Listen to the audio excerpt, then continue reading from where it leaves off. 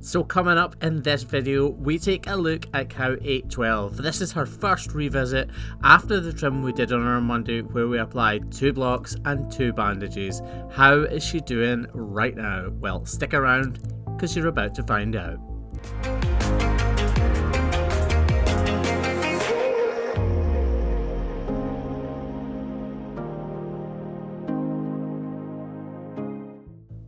So you guys are joining me today as I revisit this cow number 812. Today is a Saturday morning here in southwest Scotland and it is seriously windy and cold. As you can see, cow 812 is happily knocking over my bucket here just to purely annoy me. Here she is walking, and to be honest, I'm fairly disappointed with her improvement.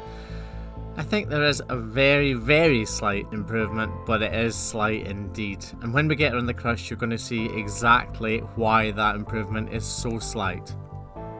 Okay, so as soon as we've got her leg up in the air and she's safely secure in the crush, we can get to work removing that bandage, which was placed there on Monday morning. And as soon as I do start to remove it, we see the sneaky signs of a double sole on that inner claw where the block is. Now if we look from this angle, you can see me peeling that little bit of horn back with my finger, and that's just to see if I'm going to need to remove that block or not. So the decision's made. We're going to remove this block to see what is underlying.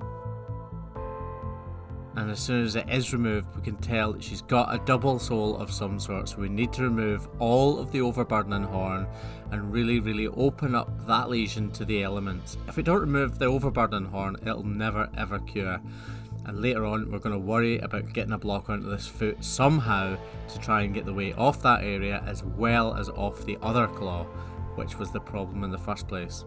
The good news is that other problem on the outside claw was covered in digital dermatitis last time, and this time it's not, so Embryonics magical paste has worked.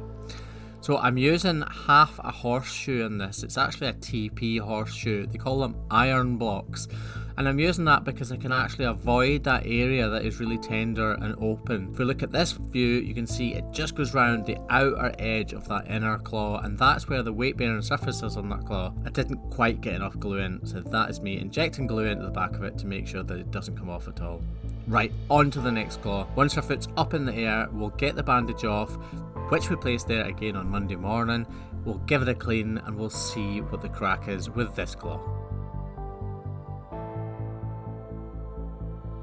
As you can see almost straight away, that lesion is actually healing really well. It's drying right up, and again, it was covered in digital dermatitis, but it's not anymore. But also, as you'll see, she is feeling that outer claw, so we need to remove that block to see what's going on with this claw. So in the initial trim, that little white line spot that you can see there, I actually thought that it wasn't anything too serious at all, so we put the block on there and we took a little bit of pressure off there, but it hasn't remedied her. And as you can see now in the background, that white line crack actually extends all the way up between the inner wall horn and the outer wall horn, and all the way to the coronet or the hairline where the horn is actually grown.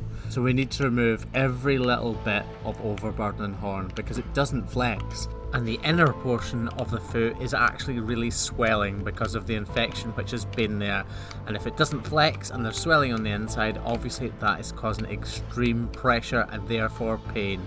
So we need to remove that crack to allow that part of the foot to actually flex and accommodate the swelling within the foot, to then allow regrowth and healing of the foot.